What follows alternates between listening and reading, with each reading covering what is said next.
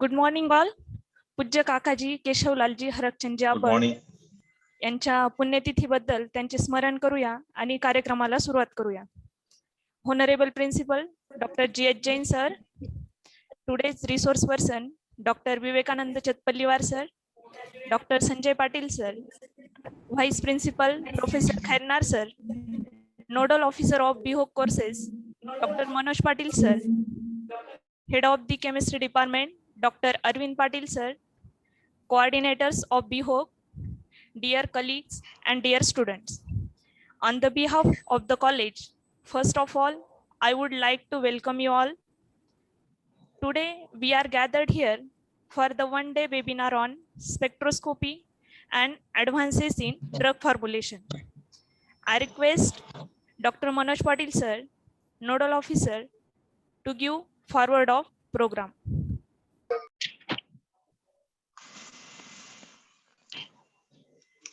Hello, good morning. Good morning. Am I audible?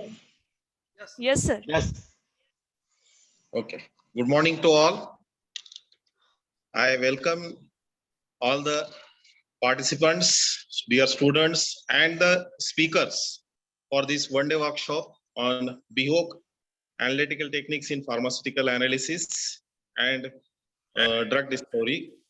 So this program actually sanctioned by the UGC, and it is totally skill-based program under the UGC NSQF courses, 3-year degree course. And this department, chemistry department, along with this BHOK specialization, they are running this course in a very good manner. They are having this successive second workshop on this analytical techniques. I wish this workshop will be a great success, and best luck to all of you. Thank you very much. Thank you, sir. In the day, we have two sessions. First will be on spectroscopy and second will be on advances in drug formulation. For the first session, we have Dr. Vivekananda Chatpalliwar as an expert. Now I request Dr. Sancheti sir introduce Dr. Chatpalliwar sir.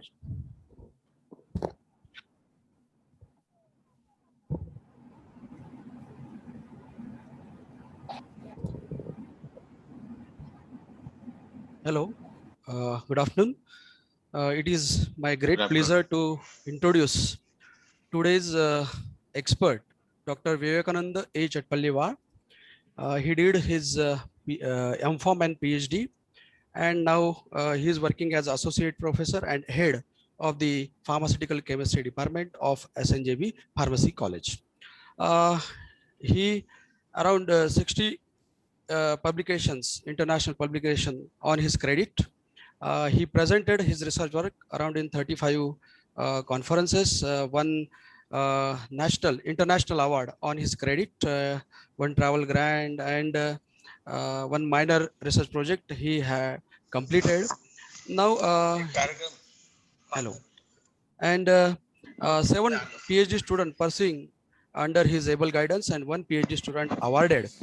So with this brief introduction of Chatpalliwar sir, I stop here and hand over this program to the both ma'am.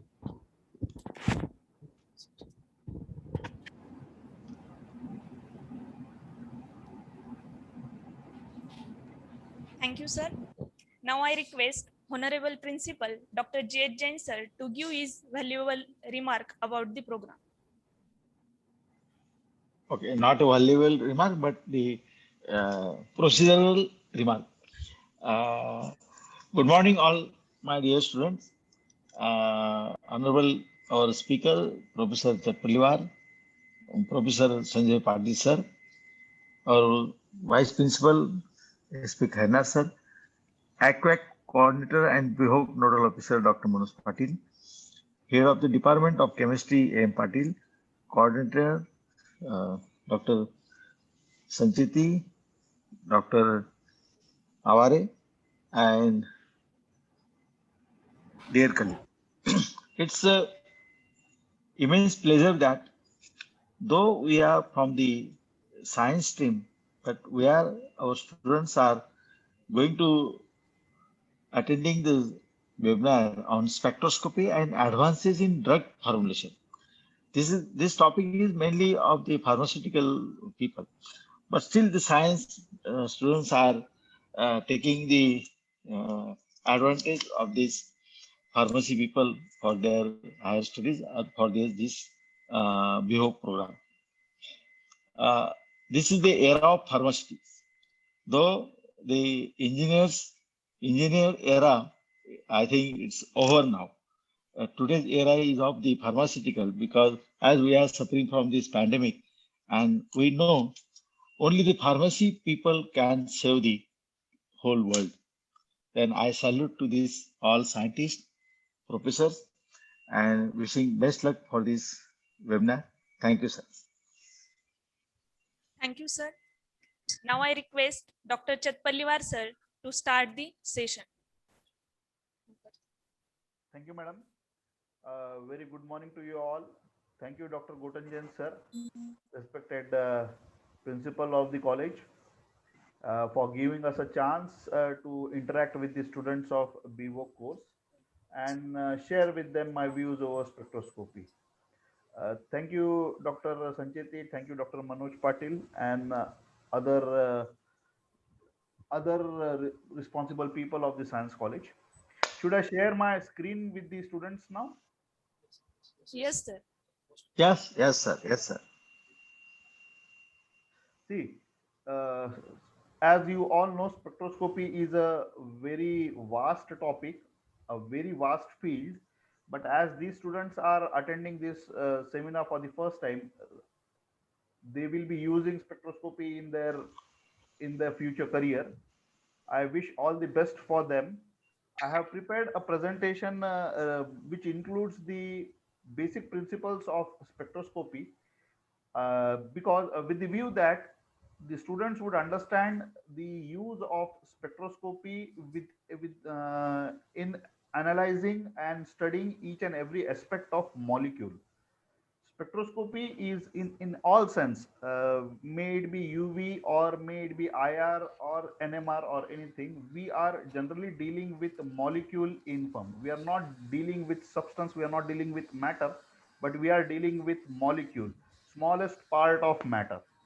So keeping this in mind, if we view the applications of spectroscopy, it will be very clear to understand. Is the screen visible to you? Yes, is my screen visible? Yes, sir. Hello. Yes, sir. Yes, sir. Yes, sir. So the spectroscopy, it includes in the course major application of spectroscopy analyze and to study molecules is different forms of spectroscopy, that is spectroscopy, visible spectroscopy, IR, NMR, and the other is spectrometry, that is mass, that is not included. But in spectroscopy, there are different aspects. These all aspects are utilized to study how the molecule is. As the definition goes, it is a branch of science which studies interaction between electromagnetic radiation and molecules of matter. That is the interaction between the source, the magnetic radiations, and the molecules of matter. As I earlier said, it is a study of molecules, it is not a study of matter as a whole. We cannot subject solid material and expose it to UV or IR radiation and get its spectrum, or use it properly. So spectroscopy is a branch which is dealing with interactions, the interactions between two things, electromagnetic radiations and the molecules. As we are the students of science, we are well versed with many with molecules. What molecules are group of atoms which come together, they attain stability. For attaining stability, they share electrons. If they are organic compounds, if they are inorganic compounds, they donate electrons or receive electrons, and they form ionic charges over it, and due to the force of attraction of ionic charges, they remain together to form molecule. So everybody understand what molecules are, and scientists have found the utility of electromagnetic radiations in studying how the molecules are, how different molecules are composed, how they are related, how atoms are related to each other to form molecules. Okay, so here we have to understand what electromagnetic radiations are, and because we understand molecules, we have to understand how electromagnetic radiations can be used to understand what molecules are. Okay, practically. So broadly, this branch is divided into emission spectroscopy and absorption spectroscopy. Emission spectroscopy is the one which where molecules absorb radiations and they later on emit it. And those emitted radiations are studied, are detected, and they are helping us to study the molecules. Whereas absorption spectroscopy is when the molecules are radiated, they interact by absorbing energy and they generate a spectrum. So UV, visible, IR, they all fall into absorption spectroscopy, which we are going to deal. The Yes, this is what I have explained. Spectrum obtained by causing atoms of substance to excite from ground to metastable state, which eventually returns to ground state by releasing the absorbed energy after cutting the source of energy. This energy is recorded in the form of spectrum and measured in the characteristics of matter.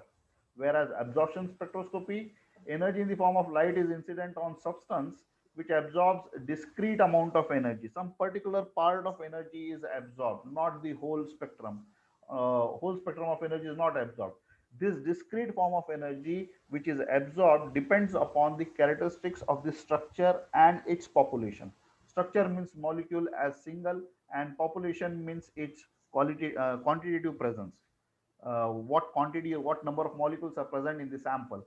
So structure individually will also absorb, and the population of structures will also absorb, and at a specific region of EM spectrum. We'll understand what this EM spectrum means. Transmitted amount of light energy is measured relative to the incident light. Means the light which is transmitted, it is absorbed due to the interaction, and that transmitted light, incident light and transmitted light, these two will be different. Transmitted amount of light energy is measured relative to the incident light at a wavelength or frequency in that specific region. We'll see, understand what these terms mean: wavelength, frequency, and these energy, EM spectrum, in further slides. Molecules of compounds exist in different vibrational and rotational motion. See, molecule is not although we call them stable, they are group of atoms, but they are vibrating and rotating and moving with respect to each other constantly, because they are energetic particles. Electrons which possessed by the atoms, they are energetic. They are compromising something to remain closer to attain stability to form molecules. So within a molecule, every atom is moving in its own region. It's expelling its energy. Electrons are constantly moving, constantly vibrating, constantly rotating, and these all motions are naturally occurring. Okay, so each state differs from other in its energy content by small amount here. Why there is difference? Because every molecule differs in the atomic content. The atoms in the molecules, they are different. They are similar somewhere, they are different somewhere. So this difference is exerted in their energies. The energy content of each part of molecule will be different depending upon the atomic makeup. Now coming to electromagnetic radiation. The electromagnetic radiation is the light. One example we can say that is sunlight. Okay, we have to study the properties of electromagnetic radiation. It is just a form of energy. We are all discussing about energy here. So electric, is my voice clear to you people? Hello? Yes, sir. Yeah, Yes, sir. if there is Yes, any sir. Yes, sir. Yes, sir. remind me. Okay, you may just ask me. So let us understand what electromagnetic radiation mean first. Electromagnetic radiation, as you have studied in 12th standard, in 10th standard maybe, you have studied light, propagation of sound. All are these all are different forms of energies. Energy travels in several directions. We'll have only one component of it, one direction of it. Okay. So if the energy is propagating in this way, it forms any two components. One of the component is perpendicular exactly to another component, two components. One is called as electrical field and the other is called as magnetic field. There are two components for every wave. Okay. And the distance between two crests, and that is two consecutive crests. Two consecutive means one after another, two consecutive crests and two consecutive turfs. This one, the distance, this, it is called as wavelength. Wavelength is not much to tell about it, just to understand the distance between two cities. If we take an example of Nashik and Chandwad, two cities, 65 kilometers, long distance. Okay, so if the distance is shortened, means between your college building, that is science college building, and pharmacy college building, it near about 100 or 150 meters, 200 meters at max. The unit is changing, that is kilometer is now reduced to millimeter. The distance between two classrooms is just about some feet. Okay, say 10 to 15 feet. Similarly, if we go on decreasing, the distance between, we are just measuring the length here, length between the two crest and two turfs, which are responsible for this wave, by which this wave travels. It is just, this is called as wavelength, which is symbolized by lambda, by the symbol lambda, Greek symbol lambda. So the wavelength between two wavelength is the distance between two consecutive crests and two consecutive turfs. This is very important aspect whenever we have to understand electromagnetic radiations. Apart from any other moving body, any other oscillating, any other properties, every body will have some frequency, some amplitude. These you must have studied earlier in 10th or 12th standard. There is amplitude, there is frequency, there is this length also. The length is called as wavelength because it is a very small length, and this is very important because it is the most important characteristic when we are going to apply the to study electromagnetic radiation with our molecules. Okay, so we can see here this wave is propagating in the forward direction, starting from a source on right hand side of your screen, and as my cursor is moving, it is going towards left hand side. Now here you can see the frequency in first particular part is quite high. The frequency is high, so the wavelength is very less here. And as the frequency decreases, as the distance from the source is increasing, the distance between two consecutive turfs and two consecutive crests increases. Okay, here the wavelength is more, here the wavelength is very short. Similarly, frequency is more here, frequency is less here. Then it represents the energy content associated with this wave. If the energy content of the this is more, energy in the radiation is more, the frequency will be more, and so the wavelength will be very less. On the contrary, on the left hand side, where the wavelength is more, that is distance between two consecutive crests and two consecutive tops, it is more, the frequency is less, the energy is less. Energy is less, so the frequency is less, and hence the wavelength is more. Okay, so electromagnetic radiations are divided, are having different parts. What we are talking about, we are talking about different wavelengths, that is different frequencies, and hence different energy content. Lesser the energy content, more will be the wavelength. So the rays which are having sufficient energy, high energy, those are called as gamma rays. We must have exposed ourselves to X-rays. Those are able to penetrate our muscles, and they fall our skin, fall on our skeletal system, and so the photograph of a skeletal system can be developed. These are high energy rays. Further, when the energy reduces, that is frequencies reduces, those rays are called as ultraviolet rays. Those are very harmful. We cannot expose ourselves to ultraviolet rays, but yes, they are not that harmful as that of X-rays. So this energy is lessened here, and the wavelength is increased. If we go further, the visible light, that is the light which enables us to visualize different colors. It is of lesser energy as compared to that of ultraviolet energy, and the part of electromagnetic radiation which is termed as infrared has got very little energy as compared to ultraviolet and visible. As a result, the wavelength is increased here. Further, we use microwaves, that is less Okay, energy brother. than radio waves. They are very less energetic. So this is the spectrum of electromagnetic radiations. We are concerned here with UV radiations and visible light.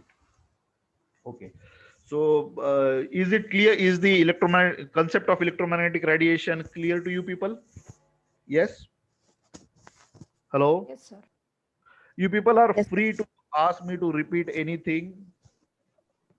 If anything is unclear, you may ask me in between. Now, there are some units put to study it for our convenience, to make it convenient to study it. There are some units designated by the scientist. The UV visible radiations, the measure of unit is wavelength. It is millimicron. Okay, the symbol is lambda, and in relation to centimeter, it is 10 raised to minus 7 centimeter. 1 into 10 raised to minus 7 centimeter gives millimicron. IR, it is further lessening of the wavelength, lessening of the energy, increase of the wavelength. You can see here 10 raised to minus 7 stands for UV visible, and 10 raised to minus 4, that the distance is increasing. It is micrometer. This is nanometer. I read it as micrometer. It is nanometer here. It is micrometer here. 10 raised to minus 4 centimeter. And another unit for IR is wave number. It is reciprocal.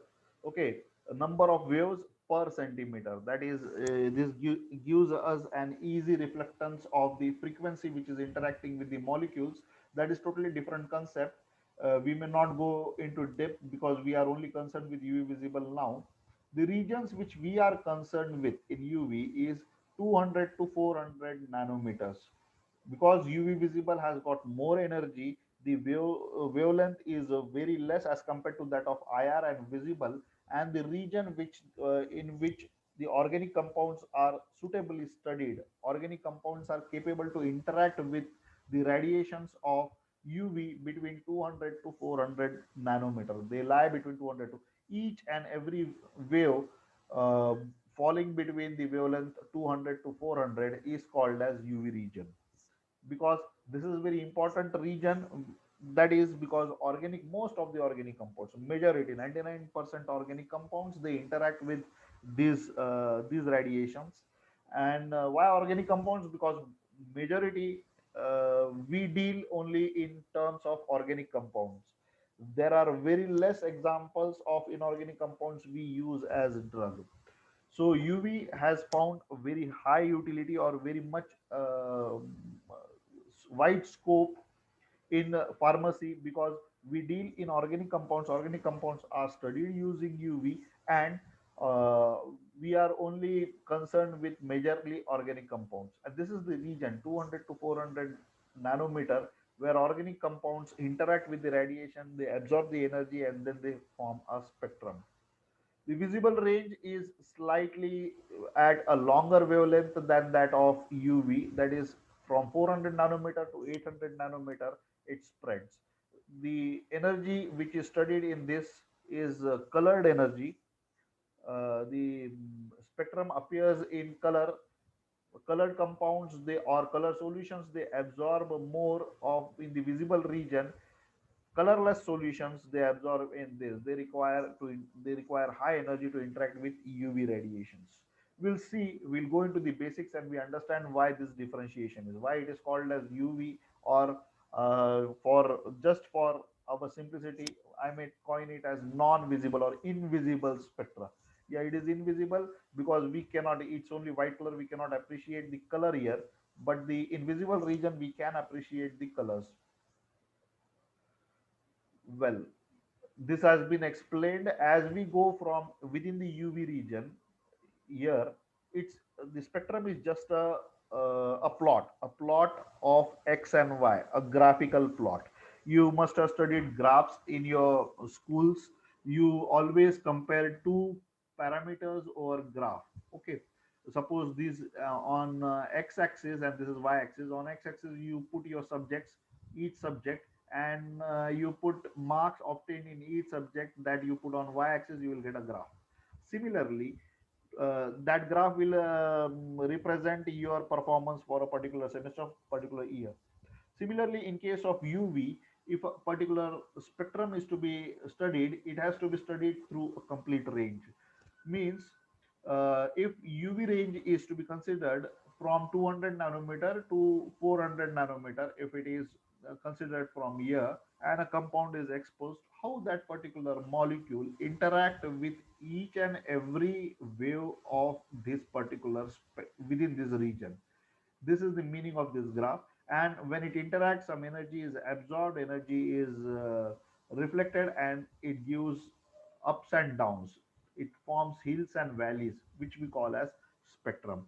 And so the energy transition is reflected on y-axis from 200 to 400. And so UV range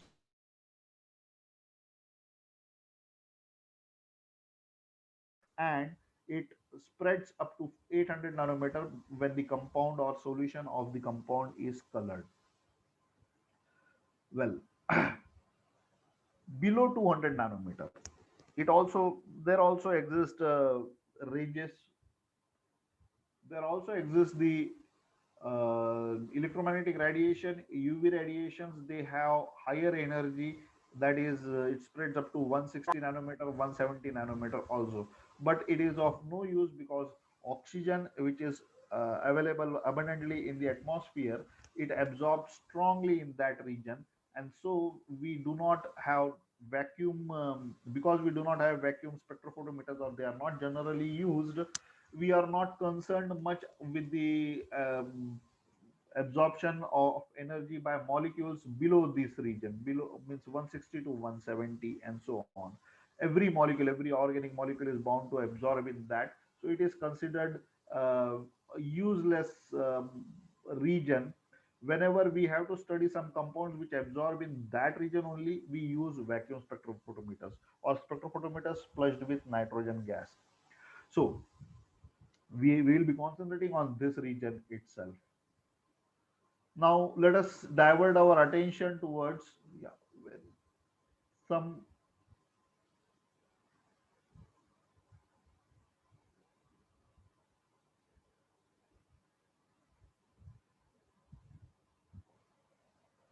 some calculations. Yeah, this is for IR, I suppose. This will be only for, this won't be that important in applications.